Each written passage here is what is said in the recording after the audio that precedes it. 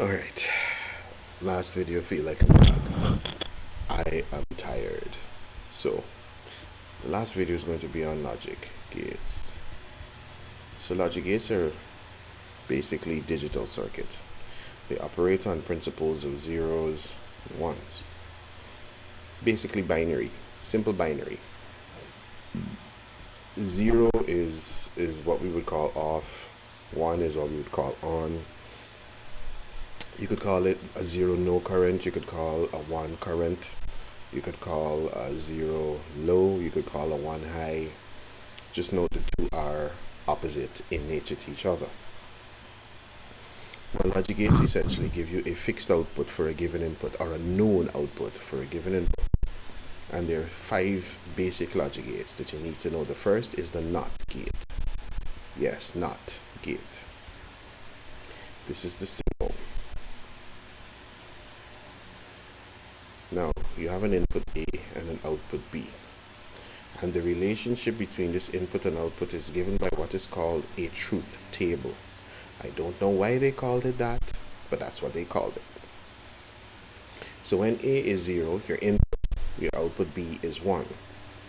When A, your input is 1, your output B is 0. The output is not the input. Alright, the output is not the input. They're opposite to each other. It's inverted. Right? So a NOT gate is also called an inverter. The next gate is the AND gate. The AND gate has a symbol that looks like this.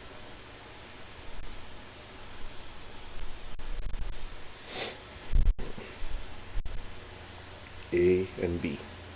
2 inputs, 1 output C. The truth table for a logic gate is going to look a little different from that of a NOT gate. You see we have 2 inputs. Now, the lowest, these 2 inputs imply that we have several pairs or possible pairs of values.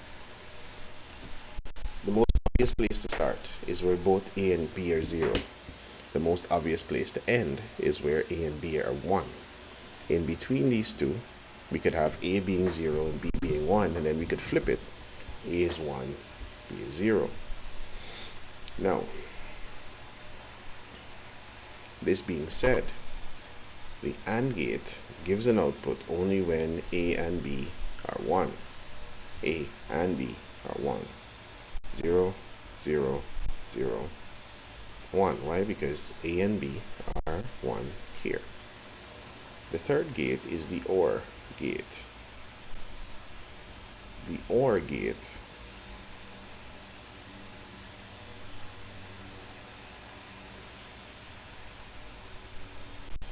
looks like that.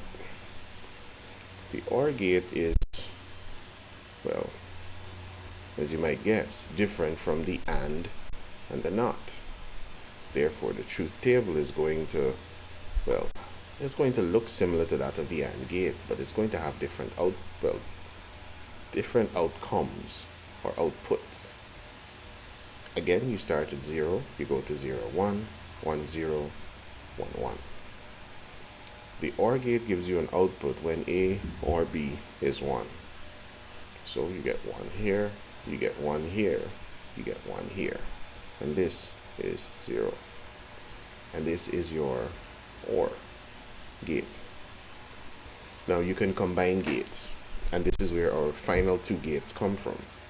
Our final 2 gates start off with what we call the NAND gate, N-A-N-D, NAND gate. The NAND gate is essentially an AND gate with a NOT gate attached to its output. When we combine these two, we get the NAND gate, which is an AND gate with a little circle. That little circle at the output indicates that the outputs are inverted. What do I mean by inverted? Well, easiest way to think of it is a NAND gate is an AND gate with the outputs inverted. NAND is AND, with the outputs inverted. So let us go. This is an AND, this is a NOT, this is a NAND, NA, ND. So 00, 0, 1, 1, 0, 1.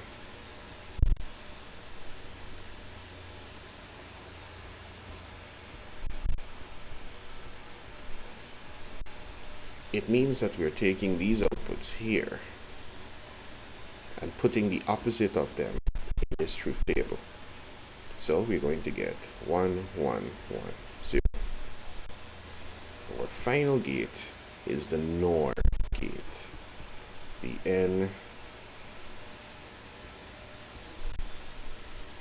NOR, the NOR gate. Hopefully I could make it fit. NOR. Now, the NOR gate is an OR gate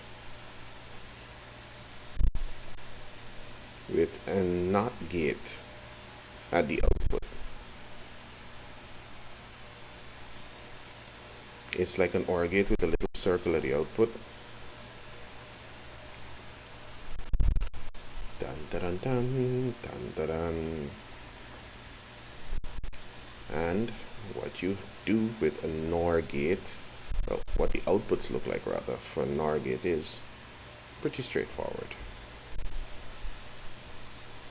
You have your inputs A and B, your output C.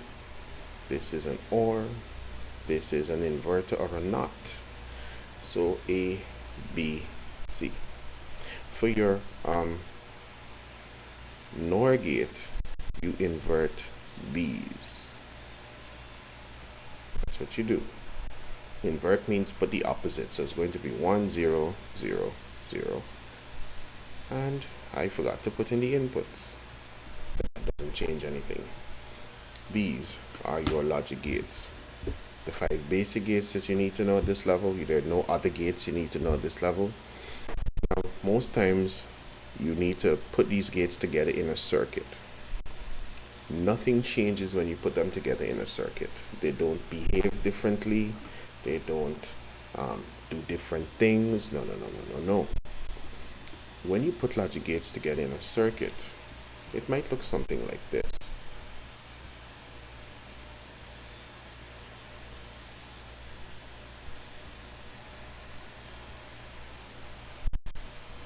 This is a made-up circuit, by the way, right? A, B, C. The first thing you need to do is just remember that the gates don't change in terms of how they behave. They act the same way. So as long as you figure out what the inputs are at that given time and work out the outputs, you basically just let the outputs, well, I use this term, you let the outputs travel. The output for that one is the input for this one. The output for this one is the input for that one. So if you work out the input for this, the output for that, and then you work out the output for this, you know the input for the final gate. So you go through each gate separately, individually. You work out what is the input, what is the output, and you just follow the lines that connect the logic gates. And that should allow you to be able to analyze the circuit. All right, this took a lot longer and a lot more energy than I expected. This is crazy.